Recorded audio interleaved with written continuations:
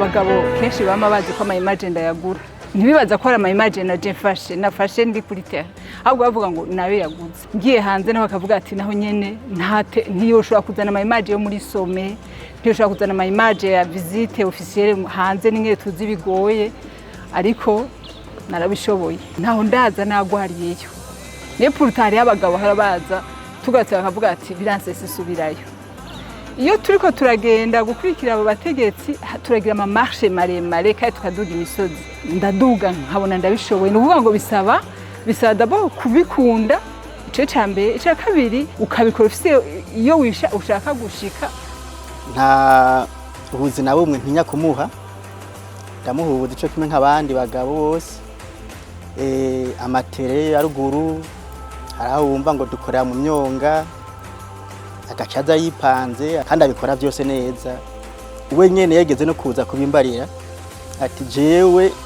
ntuze bigero natinya kwimbira ko na kimwe nkoshobora kandi ndabiravye nivyo kuko byose arabikora neza Oliva numufasoni wa mbere ngaha mu gihugu cy'u Burundi yatanguye gukoresha kamera akora akazi kiwe neza ari dynamique ari n'umwete udasanzwe nuko tubona yibaruka nitwovuga ko ari umufasoni mugabo Oliva n'umufasoni mugabo Oliva yabafise inda Oliva yarakora akazi kiwe kibaza uti mbe Oliva aha wewe uribungenza Oliva yavyaye yakora akazi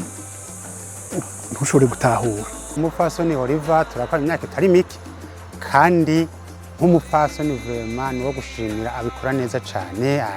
aritanga haba kuduga iyo misozi haba kumanuka imisozi gusimba inzuzi kuja kurondera amasanamu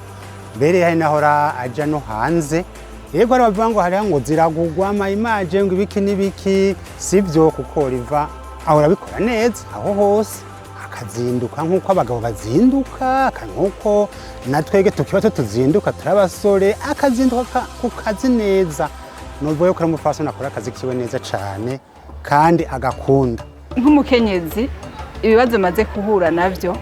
icambere igihe naja muri Somaliya byarangoye cyane kuko kwambara ry'amakaske araremereye na antibar gendanye nubona yuko ndemerewe cyane kandi byasaba kuriya mu mablende kandi ukagira ku mategeko y'abasoda ico caratuma mbona ko udafite umutima urinda utoshobora no kuzana image nk'akarorero yaragiye no muri Somaliya murazi ko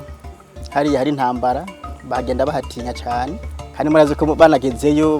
bambika bijya bihuzu vyaho usanga umenga birateye ubwoba aho kucume urumbaye nk'umusoda mu bandi bawe yaragiye arabikora neza kandi byagenze neza jewe ndi mu bantu bashoboye kuja kuzana ama image muri Somaliya uwagize kabiri yabaye Oliva n'ahantu hari hagoye gukorera kuko n'abagabo twajanyeyo ubwa mbere hariho nabo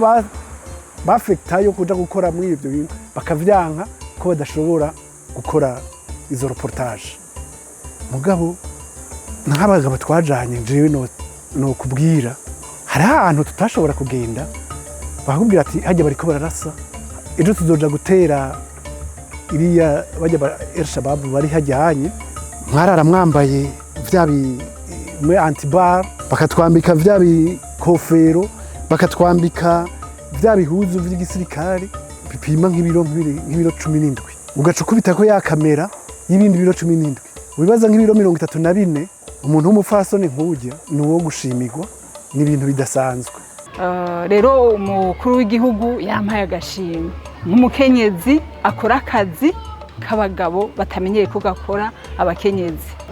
umwuga urambeshejeho ndaronka umukate ndashoboye gutunga umuryango naragiye i Buraya